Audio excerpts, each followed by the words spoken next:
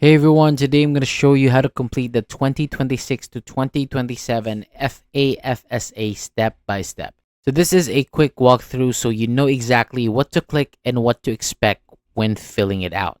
So this is helpful because the FAFSA determines what financial aid you're eligible for, like grants, loans, and scholarship. Now let's get started. So first go to Federal Student Aid. Click the FAFSA form tab, then select complete the FAFSA form. So for this demo, I'm using the prototype site, but it looks exactly like the real FAFSA. So the steps are the same. You start a new form and log in using your FSA ID. So every person involved in the FAFSA, students and parents, need their own FSA ID. If you don't have one yet, you can create it here. So once logged in, start the form as the student. This is the easiest and most straightforward way to do it.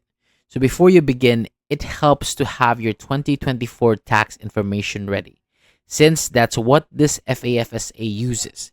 Even if you didn't work or file taxes, you still need to give consent so the IRS can confirm that. So as you move through the student section, your double check your personal information, state of residence, and answer questions about your college plans and personal circumstance. So these questions help determine whether parent information is required. So most students under 24 will need to include a parent. And when you reach the consent section, make sure you approve the IRS data transfer.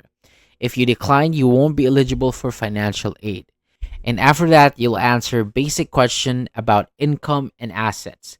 If something doesn't apply to you, just enter 0. Next, you'll add the colleges that you want for FAFSA sent to. Next, you'll add the colleges that you want your FAFSA sent to.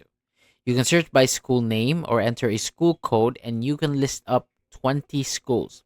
So if parent information is required, you'll invite a parent using their email address only. They'll receive a link, an access code to join the FAFSA. And before finishing, don't forget to sign the student section. This is a very common mistake. The parent will then log in, complete their section, give consent, enter their financial info, and sign as well. If a parent has a spouse and filed taxes separately, the spouses may also need to be invited. Once everyone signs, the FAFSA is officially submitted. That's it.